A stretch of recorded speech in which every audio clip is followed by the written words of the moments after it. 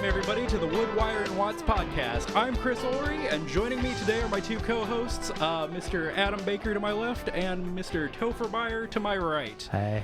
How we doing today, guys? Fantastic. Great. Awesome. Just great. Awesome.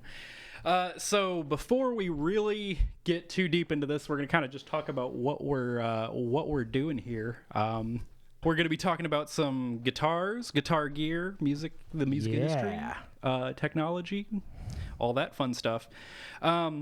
So each week we're going to do a bunch of different segments. General gear talk, we're going to kind of go through and talk about some like different topics, gigging.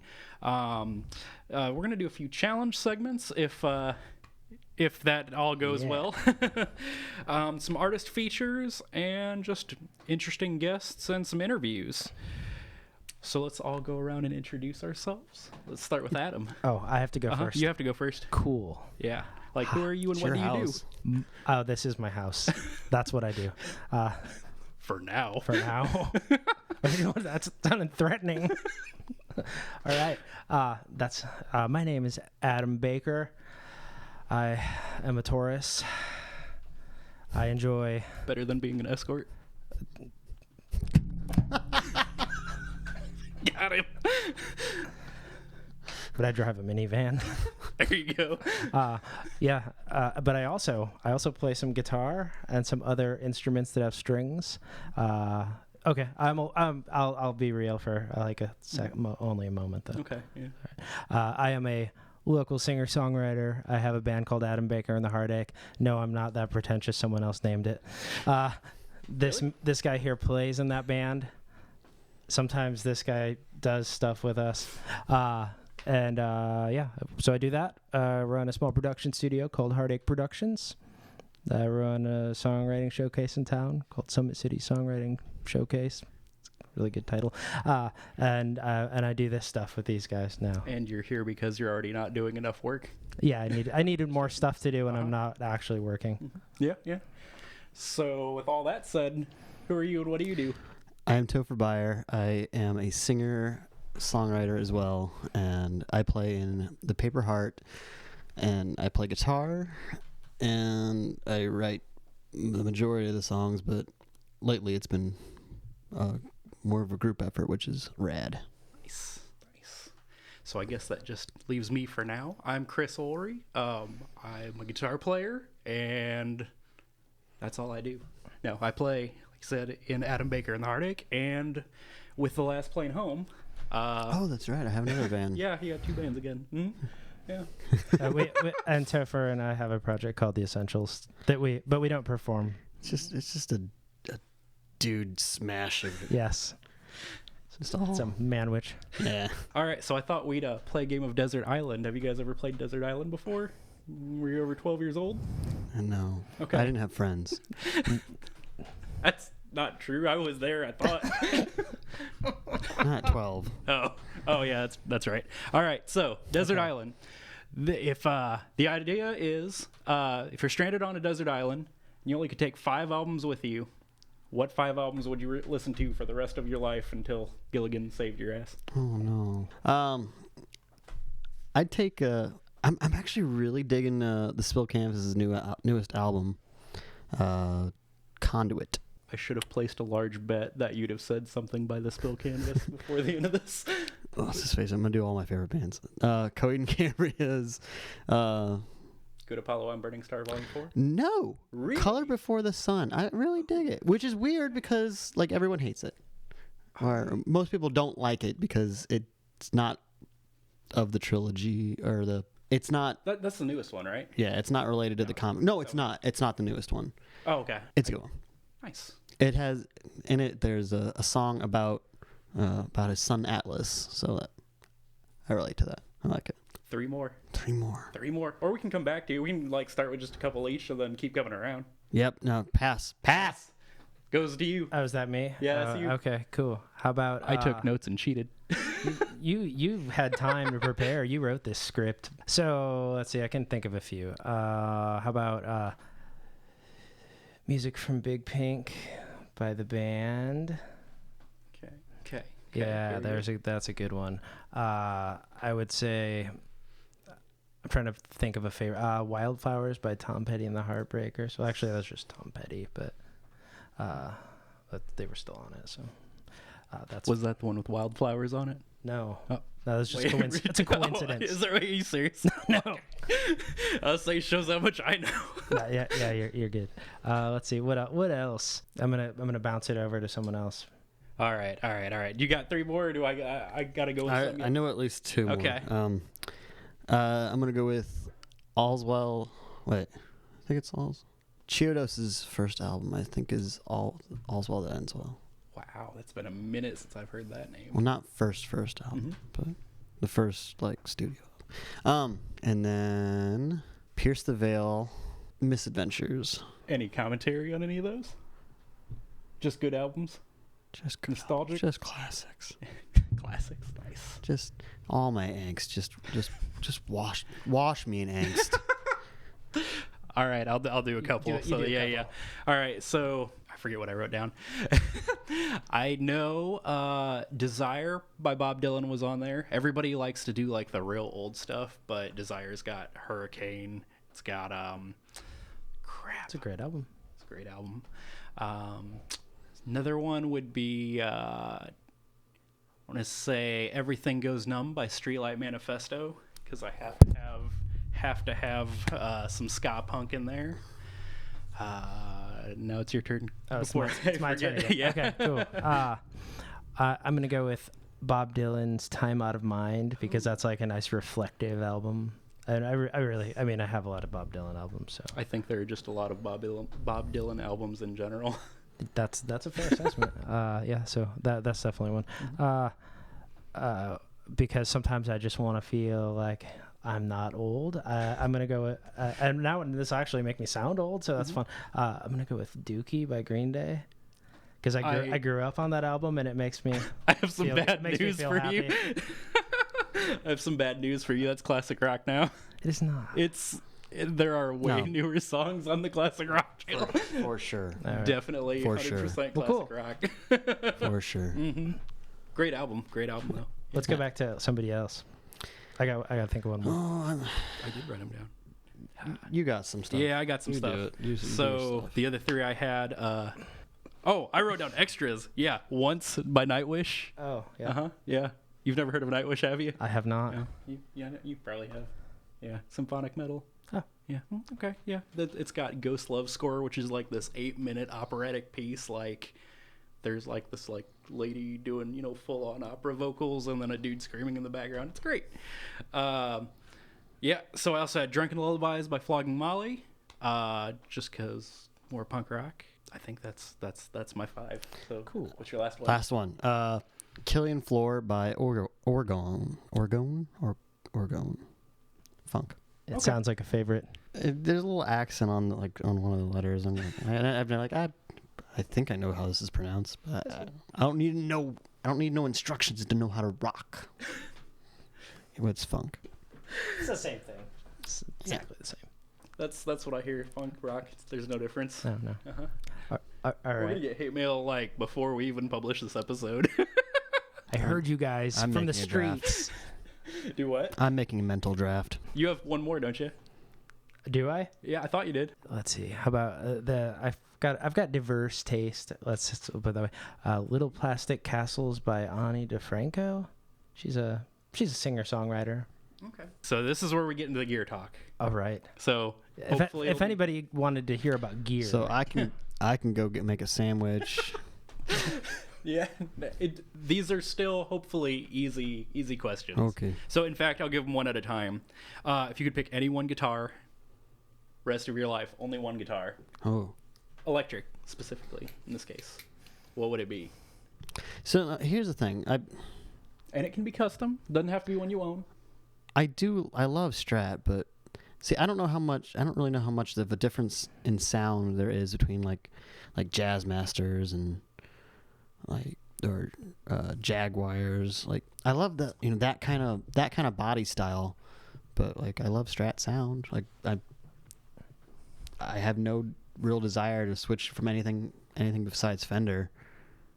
I'm comfortable in my fenders. You like the sparkle. I do. I love bright and sparkle. Yeah. So I'm in the same boat. Do you like? I don't actually know the real difference between the sounds of those. Like I've never played a Jaguar. Yeah, so a Jaguar is probably a little closer to like a Strat or Tele as far as like the sparkly, spanky. Jazz Masters are a little different tone. Jazz Masters have their own they like have pickup wiring and all the fancy switches and stuff. Okay, yep. Yeah. Okay. You can get a similar sound out of a lot of different Fender guitars. Yeah. Like, I know people are like really fussy in particular. It's like I need a Strat, I need a Tele, and they have their own sounds. But if you play with the tones and volume controls and things, you can get a Close. Tele-ish tone with a Strat or Strat-ish tone. But like, so as far as the body styles, they're pretty similar though for the Jaguar and like Jazz Masters, right? Or They're similar. It's like the Jaguar, Jazzmaster, and then like the Mustang. Mustang is the I have a Mustang. Yeah, the Mustang's beautiful. Yeah, I have a beautiful Mustang. But it's but yeah, they're smaller bodied, short scale version of the off. They call them offset. Yeah. Okay. I think also the Jazzmaster also has a thing where the like the bridge is further forward, like it's closer, like so you do shift over a little bit more than you would on like a Strat or a Tele, if I remember right. Okay. Yeah. I'm gonna say Jazzmaster. Okay. I like them both, but they also have traditional ones. At least have so many extra controls that I feel like I don't need that many knobs and dials. That's the only thing that's ever kind of like turned me off from a Jazzmaster is I don't want to have to play with those switches or remember where those switches are. Oh. There's like 30. I shouldn't say 30. There's like 5. And Jaguar then. It's bass and rhythm circuit is what they call them. But Yeah, I don't. They just needed to look pretty. Yeah, exactly. Yeah, for me, I don't know. I probably honestly, even though I have an SG that I love and I play it a lot, I'm still probably a hard Fender guy, and I probably play my Strat more than I play anything else. It's sitting behind Topher right now. Yeah. So I don't know. Strat guy, Tele when I get the opportunity. So I get to deviate then. I really don't like that he has all this control. I offered it to him. I'm the Emperor. I did offer it. It's true. We at one point we were like, "Oh, we're so glad that Chris is in control." Now he's got power, and I'm scared. It's not like it's devious power. It's more like who let the 12-year-old drive the school bus kind of power. Oh yeah, that checks out. Yeah. So I am not a Strat guy. Not that I don't like them, but it's one of those things where I love the sound of a Strat when somebody else plays them. For example, like big David Gilmour fan, obviously classic Strat sounds, but they all feel too light to me. Like I, for whatever reason, want heavier guitars. Sure. If I could only play one, and this sounds weird, it would probably be an Ibanez Pro Series. Because even though I cannot do the shreddy stuff, I like that super flat neck for no reason. But that's probably, and then I could also, I've always wanted to get an Ibanez Pro Series, get it set up with HSH, and then in the middle, actually put a Telecaster pickup there just to see what happens. Get country sounds out of it for, I don't know what to say. As far as that neck comes into play, that when I was younger, I desperately wanted a blue Gibson SG. Like that was what I always wanted. I was like, that's not something you see. It's always red. But or white. Then I started playing. Yeah. Then I started playing. Like I tried playing a Gibson. I hate the neck style of that SG. The D shaped neck. Do not like it. My Les Paul's kind of the same way. It does, like, it's a little bit to get used to, especially on the higher frets. It kind of sucks. Yeah. I like a baseball bat neck, man. Had to do it. Yeah. Mm-hmm. I was thinking about doing acoustic guitars on this, but I feel like that's going to be kind of boring unless you guys have a specific something you like about acoustic guitars. Oh, yeah. They're pretty. I love your acoustic guitar. Okay, fine. All right. What kind of acoustic? So, now that I have my Martin, I do love it, but I still miss my first one of my first acoustics was a 12-string Seagull. I love Seagull. Seagull is such a good acoustic. They make great guitars. That was not the answer I'd expected. Yeah, that's interesting. I'm kind of all made in Canada too. Hey? I like my Martin. It is good. Way better than anything I've ever owned. But I have a hot take on this one. Anything but Ovation.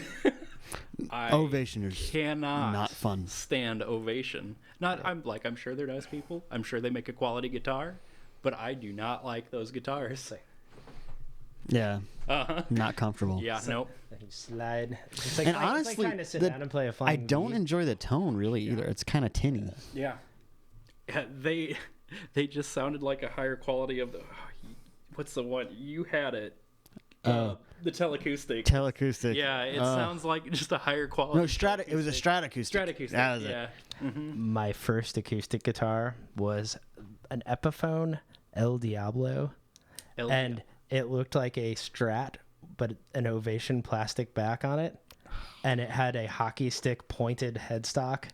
So it was solid black. So it was like this super metal looking guitar. You need to dig up a picture of that. I have one somewhere. I'll bring it. I was thinking we need to find one on eBay and then make him do a show, like an open mic with them. Yes. Indeed. A friend of mine still has it Really? that I traded it to him, and he did say I could get it back. So I might have to. One of the episodes, maybe I'll get it back. Yeah, we got to do something with that. That sounds fun. Yeah, my real answer though would be I don't know, my Martin. I think for you. Yeah. What about you? Yeah. As far as guitars that I have had, yeah, but I've got a Martin D16, which I love. Couldn't quite get the D18 or 28, so I was stepped down. But it's a lovely all solid wood guitar. I mean, they just have a voice to them. What's that Sunburst one you have though? That one always that's the one I think of you playing. Sunburst. The acoustic.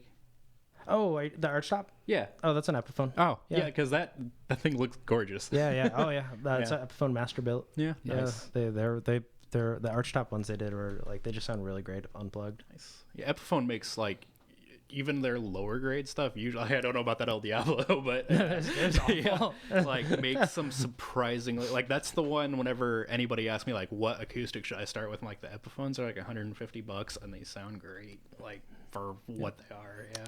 And one of their budgets or one of the Yamaha budgets, those are always really good too. Yeah. Can I suggest a little question here? Yeah. What you got? What is your least favorite acoustic? Least favorite acoustic? Yeah. Ooh. Well, that's a Ovation, obviously. Oh, right. Yeah. Right. I think I'm probably gonna have to go with Ovation too. Mm-hmm. I don't hate it as much as I hate Fenders. Oh yeah. Okay. Yeah. I hate Fender acoustics. I hate Fender acoustics too. Yeah. Absolutely. Yeah, not my favorite. Yeah. Ovations, at least they can look. They make up for kind of looking pretty. They probably have I don't want to knock Fender's quality. I'm sure Fender acoustics probably have a decent quality too. But Yeah. I don't know. I know. I've got a cheap one that hangs up in my office at work because I don't care about it because it is garbage. I love you, Fender. I do. Just not. Yes. Not your acoustics. Just keep making electric guitars. Yeah, you're great at electric. I had a Hagstrom Classical. You ever seen those? I've seen a few. Yeah, I had a Hagstrom Classical that was not the greatest guitar either. That one, it sounded okay, but it did not. Mm-hmm. I don't know. There was just something wrong with it. Yeah, good question though. Yeah. So if you could only have 3 pedals on your pedal board, what 3 pedals? And if you just want to give type, that's fine. If you got specifics, that's cool. Tuner excluded. We're gonna assume you have a tuner. All right. Yeah. You don't need it. Who needs to tune? Yeah. Overrated. I took mine off my board. If your pick that you could have is a tuner, don't. We're not asking you. All right, 3 pedals though. Okay. I feel like you're ready to go on this. Yeah, I've got a thing. Yeah. Okay. So I'm gonna cheat a little because there's still 3 pedals. Oh wait, before we do this, no multi-effects units. You can do a couple effects in one, but HX Stomp or Kempers, all that stuff out. No, nothing. Do I look like the kind of guy who plays a Kemper? I heard that you only plugged into your laptop and used that as your effects board. That's what Topher was saying. Yeah. Don't look at me. Yeah, I've got a Zoom 505 from 1997 that I just use for everything. I would be impressed if you did, honestly. I do have one. I don't use it for anything. I would say for me, I like to have reverb and delay available. I don't use like massive amounts, but I like to have them. So I'm gonna go with the Caverns. I have that. I like that at the end of my board because it gives me a little bit of each, and I can live without having lots more, even though I like more. And if I only had 3, I'd say those. Probably a compressor. Probably like the Keeley 4-knob. That's my favorite of what I've had. Wampler makes a good one too, but I like the Keeley. And man, for drive, that's where it gets tough. That's where I was like, what would I have? Because I like having a few different stages, but I also have some favorite colors for that stuff too. Probably like a Timmy or maybe a Plumes from Earthquake. Those are 2 different things completely, but like but lower gain. Like I like a low to medium gain. I'm not somebody who plays with screaming high gain usually. So the cheating answer for that K-Line actually makes a dual drive with one side where it's the K-Line Pure Sky, which is the Timmy clone, and then the opposite side is like a Tube Screamer bass. So you could have 2 in 1. Well, see, now I need another thing. It's like $40. I already have 3. I already have 3 or 4 Tube Screamers. The K-Line's whole line, like they have like this whole series of dual drive pedals and like dual effects, and they are less than $50 a piece. Yeah. That's my bread and butter right there. What do you got? Oh, see, so here's where it's. I was finished. I would say if you really wanted like a dual drive too, Joyo has a new. They do the King of Tone clone, or is it King of Kings? Yeah. So it's tough for me since I've just got into the pedal world. Like you gave me what this year? Was it this year that you gave them to me? Which I've fallen in love and went down the hole quite quick. But I still don't. Him down. I still don't know like names of all these things nearly as much as you guys do. So Electro Harmonics. I saw one. I can't forget what it's called, but it is a. See, this might be kind of cheating because it does a lot. No, that's okay. What's it do? And we'll tell you. It's like has a reverse effect, and Deluxe Memory Man. Is it reverse like? What kind of reverse effect? Like it had like a violin type effect. It had it's a compressor. The reverse tape and no. It's the tape reverse. And it had a gain effect on it too. It's the re. Are you sure it's not the 3? Yeah, it's a re-release kind of thing. It's a re-release of a tape reverse. And then they added a lot of extra things. Yeah. And now I'm blanking. Right? I can't remember what it's called. And I spent a lot of time. We could look it up real quick. Yeah, I spent a lot of time watching tutorials, or not tutorials, but like demos on that, and I can't remember what it is, but I loved it. And it's an and it's not Attack Decay. Oh, that's it. Okay. And, yes, it's a very cool pedal. And honestly, like it's not that expensive. No, it's probably in my future. It's got a built-in drive too. So. But yeah, that's there. It is a form of like it's more or less like a compressor with an envelope filter. Yes. So it tells you when it's supposed to be like if it's what so I'm it makes thinking. it feel like your attack is not there. So that's not cheating, right? No, it's got a lot of stuff. Yeah, no, it's very cool. Yeah. Okay. Good answer. Because I have a feeling mine's gonna be boring. I love my shimmer. I need my shimmer reverb.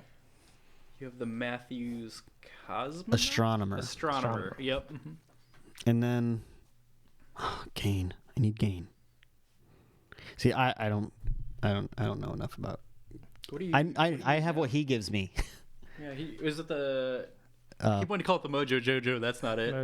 Mojo. I think I gave you. Mojo I think I gave you one of those. Okay. And I have no issues with it, so I stay with it. No, that's a good mix. Yeah. Okay, so my big thing is delay. So I'd like to say, because I've just never got to play with this thing, but recently the Rafferty Timepiece. Have you seen this? I have not. Okay, so there's only like a couple hundred of them that are made. They're out on Reverb right now for like $400, but it's a reverb, delay, and then amp tremolo. So it's like the harmonic tremolo, because I use a lot of harmonic tremolo. So like all that in one pedal, but it's also like big. Huge. Yeah, like it's big. It looks like, and whoever did the artwork for it is a genius. Like it looks beautiful too. You know what? So I'm gonna go with that one. Yeah, so that'll cover reverb, delay, and most of my modulation because I don't have to worry about modulation all that much. I like my JHS double barrel, which is the Tube Screamer modified by JHS, and the Blues Breaker on one side, and then something high gain, which I think is off the. You remember off the Blues Breaker? Yeah, I think it's supposed to be like a Marshall in a box kind of thing, right? Yeah, it's cool, whatever it is. Yeah. They make good stuff, man. And then, oh crap! I guess I just leaves the ego at that point. Well, Wampler Ego Compressor. Yeah. Yeah, so that's my AB tie with the 4 knob. I have both of those. I don't know. I'm a big Brian Wampler fan. You know too. So yeah, he's from Martinsville, Indiana. That's Indiana-made pedals. Well, I guess he makes like made in California, but yeah. I zoned out for a little bit. Sounds okay. good. That's though. okay. We heard him sing earlier today. Yeah. Lovely. So last thing, shout out Brian Wampler. Yeah, last thing, amplifier.